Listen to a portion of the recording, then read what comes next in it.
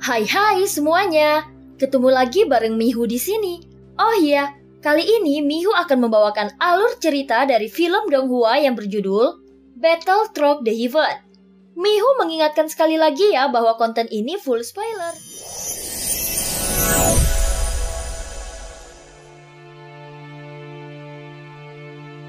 Melanjutkan dari kisah sebelumnya.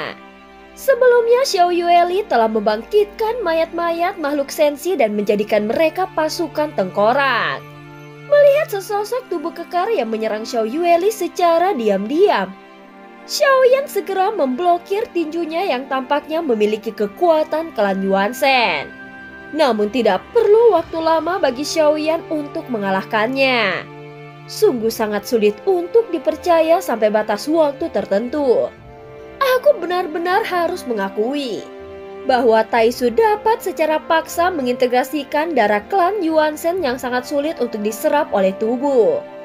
Meskipun aku tidak mengetahui metode apa yang kalian gunakan, menurutku semuanya adalah cara yang tidak benar, ucap Xiao Yan mendengus dingin sambil menginjak kepala pria kekar itu dengan kakinya dan menekannya ke tanah tanpa meninggalkan martabat apapun. Kau sangat berani. Pangeran adalah orang yang benar-benar kuat, ucap pria kekar itu tetap sombong meski sedang diinjak oleh Xiao Yan. Dia bahkan tetap berasa bahwa Xiao Yan dan semua makhluk sensi hanyalah seekor semut yang bisa dibunuh dan diinjak sesuka hati mereka. Tetapi pada kenyataannya, dia yang sekarang sedang diinjak-injak. Apa hubungannya dengan pangeranmu yang sangat kuat? Ucap Xiao Yan mendengus dingin. Faktanya bahwa pria kekar itu memang memiliki darah klan Yuan Shen. Tetapi tanda bintang yang bersinar di alisnya sangatlah redup. Hal ini mungkin dikarenakan kebanyakan dari mereka belum pernah melihat klan Yuan Shen yang sebenarnya. Sehingga dia begitu merajalela. Bahkan mengira bahwa dia telah menjadi klan Yuan Shen dan memiliki kekuatan klan Yuan Shen yang sebenarnya. Pangeran bisa membuat jiwamu menghilang. Xiao Yan tidak membantah kata-katanya tetapi berkata dengan dingin. Sekarang aku akan menjadikanmu makanan untuk hewan peliharaanku. Pupil mata pria kekar itu seketika menyusut ketika dia mendengar kata-kata ini. Kemudian Xiao Yan mengangkat telapak tangannya dan sosok glasir darah raksasa muncul dari udara tipis. Makhluk apa ini? Ucap pria kekar itu belum pernah merasakan ketakutan seperti ini sebelumnya. Saat ini pupil matanya menyusut menjadi seukuran lubang jarum dan tubuhnya gemetar dengan hebat. Apakah kau takut? Ini adalah perasaan yang dirasakan oleh makhluk sensi sebelum kau membunuh mereka.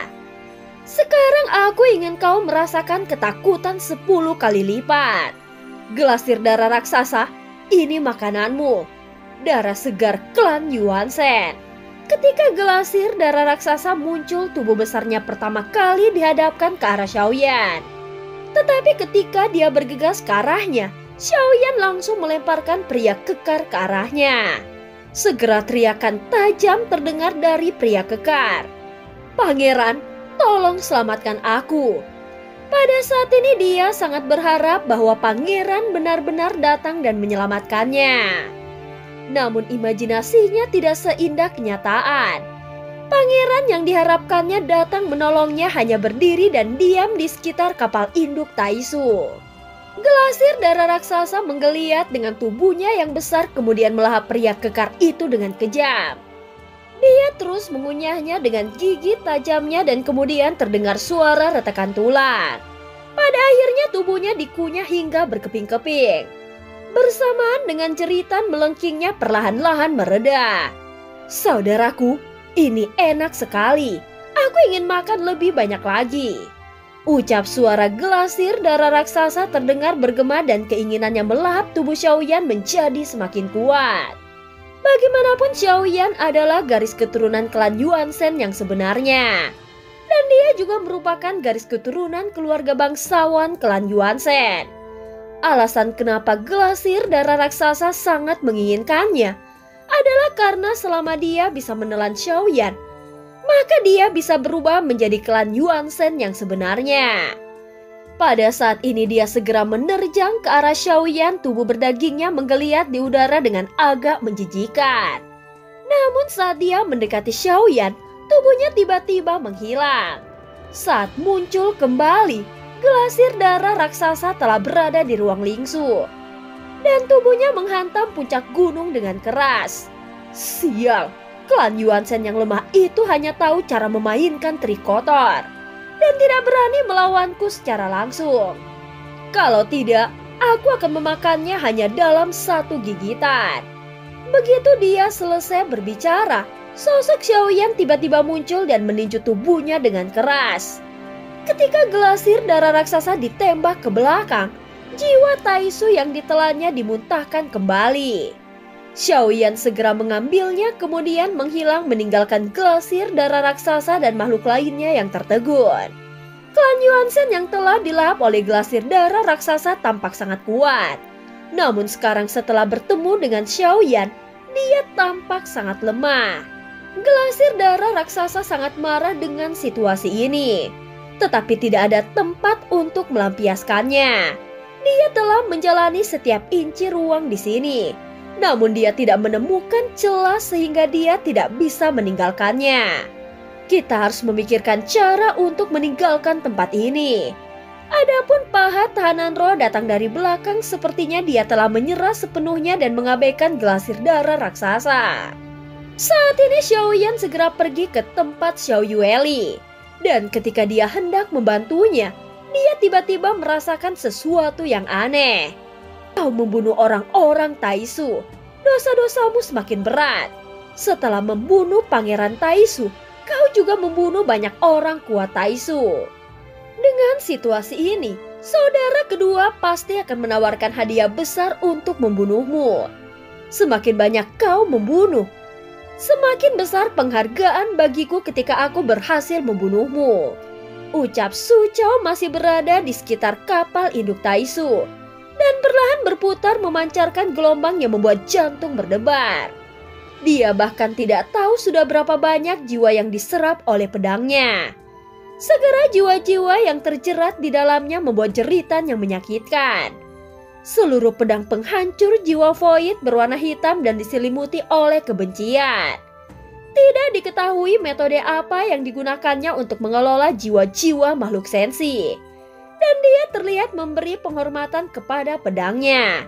Dengan cara ini, pedangnya telah menjadi pedang ajaib. Saat ini Xiaoyan tiba-tiba mengangkat kepalanya. Dia merasakan fluktuasi yang kuat dan membuat hatinya sedikit bergetar. Perasaan berbahaya ini sangat kuat, sehingga Xiaoyan berhenti melangkah dan matanya tiba-tiba bertabrakan dengan mata Su Chao. Yang terakhir tampaknya menikmati kekacauan ini. Dia langsung tertawa terbahak-bahak dengan sudut mulutnya yang terbuka lebar dan terlihat sangat mengerikan. Orang gila lainnya ya. Xiaoyan hanya memberikan evaluasi singkat saat melihat ini. Pada dasarnya Taisu bukanlah tempat untuk orang normal. Dengan sistem yang begitu kejam, setiap orang harus berjuang untuk menjadi lebih kuat dan tidak peduli apapun caranya. Tampaknya tahta kekaisaran Taisu telah digantikan oleh yang lebih kuat. Semua orang ingin berkuasa. Tetapi hanya dengan memiliki kekuatan besar hal ini baru bisa terwujud. Itulah sebabnya mengejar kekuasaan sangatlah tidak bermoral. Pada saat ini mata Xiaoyan sedikit menyipit. Kekuatan pedang penghancur jiwa Void yang pernah dilihatnya sebelumnya jelas bukan batasnya. Bagaimanapun pedang penghancur jiwa Void hitam di depannya membuat hatinya merasakan fluktuasi yang sangat kuat. Sementara itu dua orang yang melawan Xiao Yueli dengan cepat dikalahkan dan ditelan oleh pasukan tengkorak yang dibangkitkan oleh Xiao Yueli tanpa memerlukan tindakan yang berarti. Segera guntur ekstrim di bawah kaki Xiaoyan dan tubuhnya langsung bergegas dengan suara yang keras lalu menghilang. Hampir dalam sekejap mata, dia tiba di tempat kapal induk Taisu berada. Kau berani mengambil inisiatif untuk mati, ucap Su Chao menatap Xiaoyan dengan mata penuh penghinaan. Dan sama seperti Sulin sebelumnya, dia tampak sangat percaya diri. Faktanya walaupun Sulin juga sangat kuat, namun dia tetap dikalahkan setelah serangan kombinasi Xiaoyan dan Xiao Yueli. Su Chao di depannya menunjukkan senyuman yang sangat arogan. Tetapi Xiaoyan sebenarnya merasakan niat membunuh yang lebih kuat di dalam hatinya. Jadi dia pasti punya metode khusus. Saat dia semakin dekat dan berhadapan dengan pedang hitamnya, dia menyadari bahwa sosok Su Chao ini adalah lawan yang jauh lebih berbahaya dari Sulin sebelumnya. Yang dikhawatirkan Xiaoyan saat ini bukan hanya pedang penghancur jiwa void hitam di hadapannya, tetapi yang membuatnya semakin tidak yakin adalah kekuatan aturan apa yang dimiliki orang ini. Sama seperti Sulin sangat sulit menghadapinya, sehingga dia harus bergabung dengan Xiao Yueli untuk menghadapi kekuatan ruang hampanya. Jika sosok ini memiliki kekuatan aturan yang lebih mengerikan, maka pertarungan ini mungkin tidak akan semudah yang dipikirkan. Dan cerita pun berakhir.